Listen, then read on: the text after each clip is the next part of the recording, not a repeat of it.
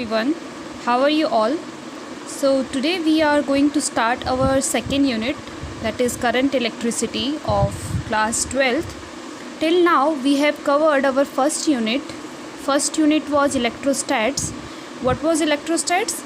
Electrostat means when the charge is in static position.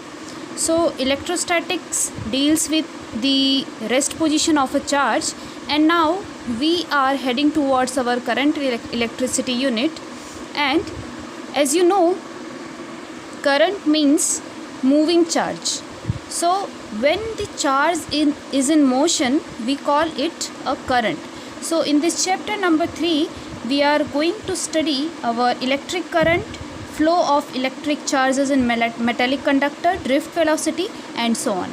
So let's start with chapter number 3. As your first unit deals with electrostatics, where electrostatic means electric charge is at rest. However, most of the practical application of electricity involve charge in motion. For example, when a bulb glows, it glows due to flow of charges. An electric fan rotates due to flow of electric charges. And you can see in your home, TV set, radio, all operates due to flowing of charge. So the flowing of charges are said to constitute a electric current. You have already heard that electric current is of two types. One is DC, other is AC. DC is called direct current and AC is called alternating current. And most of the practical devices use alternating current. But here we will only study about charge in motion. So in this chapter we confine ourselves to the study of direct current circuits. So now we can say the branch of physics which deals with study of charges in motion is called current electricity, and the branch of physics which deals with study of charges in rest is called electrostatics. Your first topic is electric current. So electric current is flow of electrically charged particle from electric current. So flow of electrically charged particle form electric current. Now a question arises that how current flows in an electric circuit. So for a current to flow, an electric circuit is needed. For the flow of electric current in any electric circuit, we need a continuous path. By continuous path, we mean path should not be broken anywhere. Means path should be continuous. And second is circuit component. By circuit component, we mean an electric wire or metallic wire, we can say, switch and resistance. These are circuit components. And energy provider. Energy provider creates a potential difference which allows charges to flow. So energy provide could be your battery or any cell. So when the circuit is open circuit, no flow of electric current, and when the circuit is closed, there will be flow of charges. Means current will flow in the case when circuit will be closed. So we know the electric current is the flow of electrically charged particle. So what are these electrically charged particles? We can say these electrically charged particles are our charge carriers or current carriers, we can say in another words. So these current carriers could be anything in solid, liquid or gases. So in this topic we are going to study the different types of current carriers in solids, in liquids as well as in gases. First comes solids. So solids could be good conductor of electricity or insulator, or it could be semiconductor. So we will study three cases here. In the case of conductors, the current carriers are valence electrons. By valence electrons, we can say these are free electrons which are not firmly attached to individual atom and they are free to move throughout the volume of the conductor. So we can say in the case of conductor, the current carriers are free electrons or valence electrons. B. Insulators. A solid could be insulator.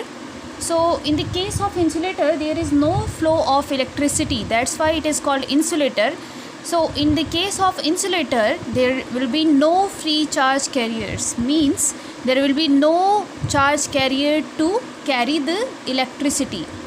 That's why there will be no charge flow or there will be no current in the case of insulator. So in the case of conductor, there will be valence electrons or free electrons will act as charge carriers. In the case of insulators, there will be no free electrons or there will be no charge carriers, and a solid could be a semiconductor. So in the case of semiconductors, electron and holes, electrons are negatively charged and holes are positively charged spacings. So by electrons and holes, the current flows in the case of semiconductor. Next is current carriers in liquids. So in liquids, such liquids through which electricity can pass are called electrolytes. In electrolytes, current flows due to cations and anions. The cations are positively charged ions and anions are negatively charged ion. So for example, in NaCl solution, NaCl is salt. So in NaCl solution, the current flows due to Na positive ion and Cl negative ion. So the negatively charged Cl negative will be called anion and positively charged sodium ion will be called cation. So in the electrolyte, the electric current passes due to cations and anions. When we talk about the current carriers in gases, so under normal condition, gases are insulators. However, gases can be ionized by applying high potential difference, and current carriers in gases by applying high potential difference would be electrons and positive ions of gases. So now we have studied the different type of current carriers in solids, liquids and gases. So we saw a common thing between all these, that there is one negatively charged carriers or a positive charge carriers. For example, in the case of conductors, there was valence electron. Valence electron was acting as current carrier in conductors. So valence electron is a negatively charged particle. When it comes to semiconductor, the electrons and holes carry electric current, and in the case of liquids, there are anions and cations, and anions are negatively charged and cations are positively charged.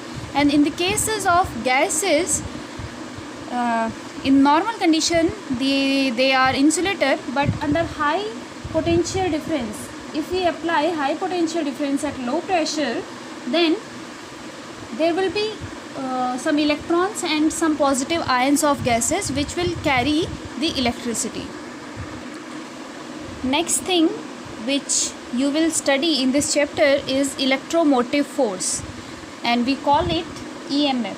So as the name says, electromotive force, it is not a force at all. Remember this, as the name suggests, electromotive force, it is not a type of force, but it is a special case of potential difference. For the flow of current, you know, there should be some potential difference between any 2 points. If you want to flow a current between, suppose that these are 2 points A and B, and you want to flow a current between these 2 points, so for the flow of current there should be a potential difference between these two, means VA should be greater than VB or VB should be greater than VA. Then only there will be a current from A to B or B to A. In the similar way, the electromotive force is also a type of potential difference. The external force which makes the current carrier to move in definite direction is called the electromotive force, or we can say, as the potential difference is the difference in potentials between 2 points, the electromotive force is the cause of the movement of charge carriers. Means, if in a circuit there is a battery and some electric components are there, then to initiate the movement of charges we need to switch on the battery. So in that case, the battery applies electromotive force to the circuit.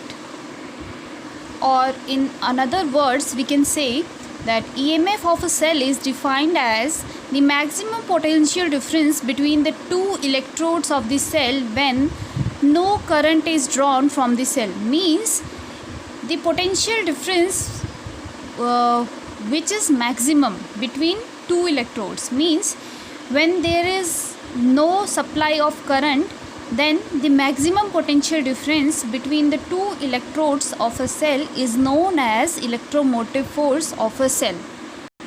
Or to understand this concept, we can say the EMF is the strength of a cell. Symbolically, we denote the EMF by small e, and EMF is equals to integration E dot dl, where E is electric field and dl is small path segment vector. And symbol for electric cell, we shows electric cell by a longer line and a small line. The bigger line is for plus and small line is for minus. This is the symbol for electric cell. Symbol for electric cell. So from this discussion, you know that electromotive force is also a type of potential difference. But as we know, the potential difference is the difference in potential between 2 points. But electromotive force is more related with source of current. Means, it is related with the battery or cell, and potential difference is related with the difference in potentials of 2 points in a closed circuit. And finally, we can say that electromotive force is related with the source of current. Means, it is the maximum potential difference between the two electrodes of the cell when there is no current drawn. No current drawn means the maximum strength of the cell, means the strength is not used yet. Electric current is the rate of electric charges flowing through a cross section per unit time. Means, I is equals to Q divided by T. Electric current is shown by a symbol small I, and I is equals to Q divided by T. And if we want to calculate the electric current for a instantaneous time, means for a time dt, then it would be, I would be first derivative of Q, or I will be equal to dq divided by dt. The SI unit of electric current is ampere. So I write it here.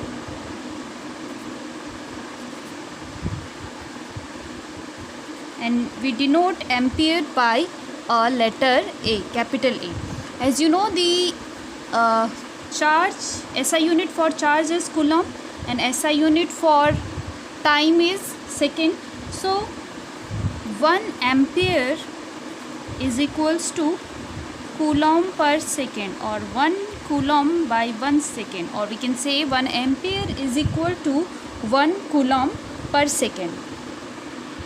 So from this 1 ampere is equals to coulomb by second, we can define ampere or 1 ampere as if in a circuit 1 coulomb of charge flow in 1 second. 1 coulomb of charge flow in 1 second, then the intensity of current will be 1 ampere. Next thing to note about electric current is a scalar quantity. Electric current has a direction, but it is a scalar quantity because it follows the addition law of scalar quantities, not vector quantities. So any quantity will be called vector quantity when it has direction as well as it will follow the vector addition law of vectors. As for example, if this is one current I1 and value of I1 is equals to 5 ampere, and suppose this is some other current I2 and it has the value of 3 ampere.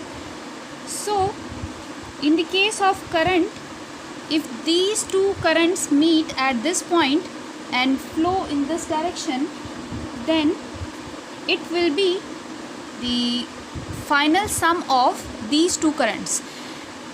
If it has been a vector quantity, then it would have been subtracted from 5 ampere and final result would have been 2 ampere is in this direction, downward direction. But in the case of current, the current is added. If two currents are flowing from opposite directions and meeting at any point, then the final current will be the sum of these two, and it does not follow the vector addition law. So electric current is a scalar quantity. So electric current I0 will be the algebraic sum of I1 plus I2. So this is all for today. Today we studied the different type of charge carriers in solids, in liquids as well as in gases. Then we saw electric current, some properties of electric current, electromotive force, which is very important and it is one type of potential difference.